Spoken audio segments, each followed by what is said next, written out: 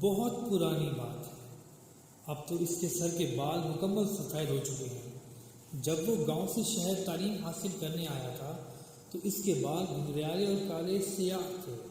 وہ اپنی اکلوتی محبت کی یاد بھی ٹرک میں ساتھ رکھ کے لایا تھا۔ مقابلے کے امتحان کے بعد کی بات ہے، جب اس کی شادی ہو گئی تو ایک بار کاٹھ کباڑ کی صفائی کے دوران اس کی بیوی نے ملازم کو جو سامان کباڑ کے بھاؤ توڑ کے بیچنے کو کہا تھا، اس میں وہ ٹرک بھی موجود تھا۔ وقت نے بہت گرد ڈال دی ہے، ٹرک میں رکھی یادیں تو معمولی بات ہے، ٹرک میں رکھی یادیں تو معمولی بات ہے، اسے تو اپنی محبت کی مغلئی خد و خال بھی یاد نہیں۔ ہونٹ کے کنارے پر ٹھہرا تل بھی اس کی یادوں کو تازہ کرنے میں ناکام رہا۔ کیا وقت اتنا شفاف ہے کہ ہونٹ کنارے تل ایسی یاد کو بھی نگل گیا؟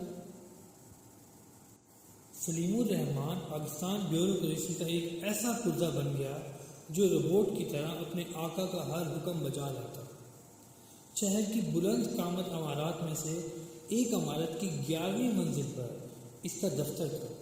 گاڑی مین گیٹ سے اندر داخل ہوتی، سیلوٹ، وہ 90 تلے قدموں سے لفٹ تک پہنچتا، خودکار لفٹ اسے 11ویں منزل تک پہنچا دیتی۔ دیو قامت میز جس کے ایک سرے پر گھومنے والی کرسی میں دھنسنے سے پہلے وہ عقبی کھڑکی کا پردہ سرکاتا رہتا۔ میز کا حدود اربع بھی بیوروکریسی کے افسران بالا طے کرتے تاکہ عوام میں سے اگر کسی کو شرف ملاقات بخش بھی دیا جائے تو اسے ہاتھ ملانے کی تکلیف نہ ہو اور آقا کے سامنے رکھی کرسی پر وقت کی اذیت کاٹ کے چلتا رہے۔ سلیم الرحمان اس سلسلے میں ایسا کھویا کہ وہ ماہوں سال کا حساب اس کے کوٹ کی کسی جیل میں کھو گیا اور باوجود تلاش کہ اس کے ہاتھ نہ آیا۔ ہونٹ کنارے تل اسے یاد بھی اس کی دلدل سے نہ نکال سکی۔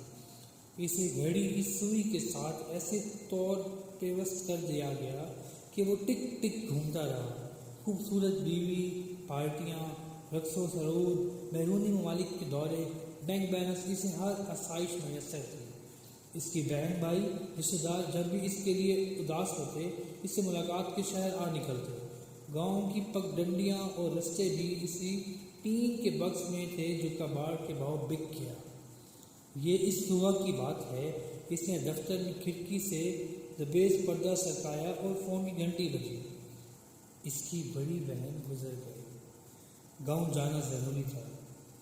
ڈیجیٹل ڈائری کھول کر اس نے اپنے معمولات اور شیڈول کو دیکھا، بیرون ملک دورے اور بہن کے جنازے کے اوقات کو جمع تفریق کیا۔ جنازہ پڑھ کے فلائٹ پکڑی جا سکتی تھی۔ فاصلوں کی پیمائش کے بعد اس نے بہنوئی کو فون کیا کہ وہ جنازے میں پہنچ رہا ہے۔ اس کے شعور میں ایسی کسی تاریخ کا اندراج نہیں تھا کہ وہ کتنے برس بعد اپنے گاؤں جا رہا ہے۔ جنازے کے بعد اس کی چھوٹی بہن نے اصرار کیا کہ وہ 1-2 دن کے لیے رک جائے۔ نہیں، مشکل ہے، مجھے شام کی فلائٹ پکڑنا ہے۔ وہی گھر تھا، کچی دیوار و در کی جگہ اب پختہ حویلی تھی۔ وہ خاندان میں سالوں بعد بیٹھا اپنے آپ کو اجنبی محسوس کر رہا تھا۔ بھائی زیتون آپ کو سلام کرنے اور تعزیت کے لیے آئی ہے۔ آپ اندر کمرے میں چلیں، وہ ارتھرائٹس کی پیشنٹ ہے۔ ایک عورت ملول اجڑی سی کھنڈر، سارا ماہ و سال زندہ ہو گئے۔